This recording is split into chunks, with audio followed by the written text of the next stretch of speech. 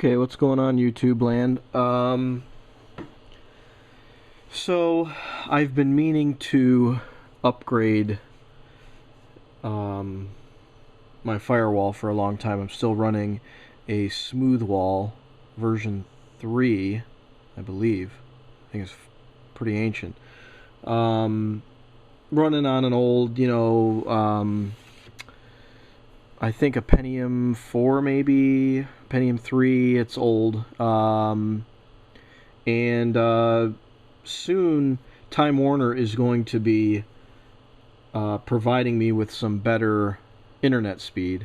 Right now I have 50 down and maybe 5 up or 10 up, I forget, but they're going to be providing 300 by 50, and obviously the smooth wall with 100 megabit NICs in there is not going to cut it. So I've been meaning to build a pfSense box for a while, and I encourage anybody that's remotely interested in networking and firewalls and routing and stuff like that to check it out. It's a free distribution. That's pfSense, S-E-N-S-E, and it can run on pretty modest stuff.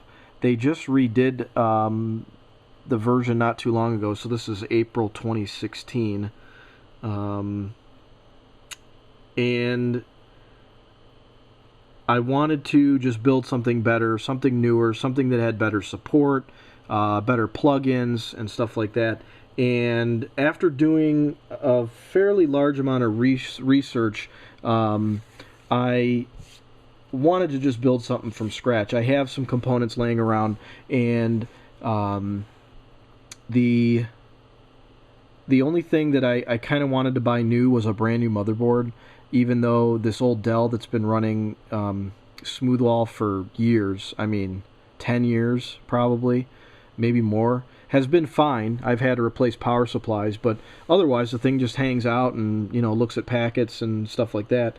And I felt that I wanted to build something fun, and still my investment is very minimal. I had some RAM here, 4 gig. This is DDR3. I don't know if this motherboard, I know, is picky. I think it likes 1.35 volt DDR3. But this is what I have laying around, so I figure I'll give it a try. But what I want to do is talk about this board. So I'm a big fan of Gigabyte J1900N D3V, as you could see. This is a very decent board. It's got a built-in Celeron, which is nice. Everything, it has everything you want. So it's got 2 gigabit NICs, onboard video, PS2 keyboard and mouse. It can run headless, obviously. I mean, I have a KVM that I'll plug into it. But I think this is going to make a nice little board for pfSense, and I'm almost positive that there won't be any hardware issues, especially with the new kernel and everything else that's been updated, over the last year or so. So I'm going to basically do a unboxing of this. You can find these anywhere online from, I think this one was right around 80 bucks on Amazon, maybe 85, I forget.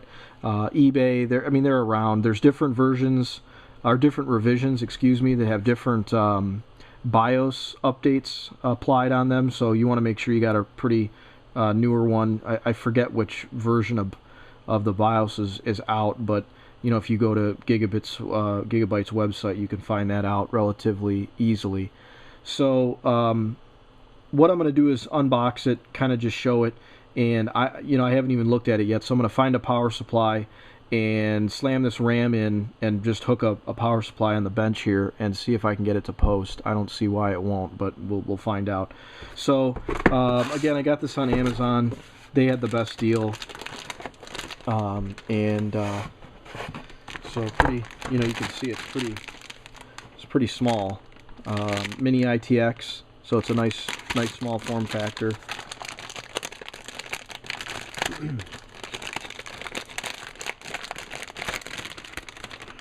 And I've been a fan of Gigabyte for a long time.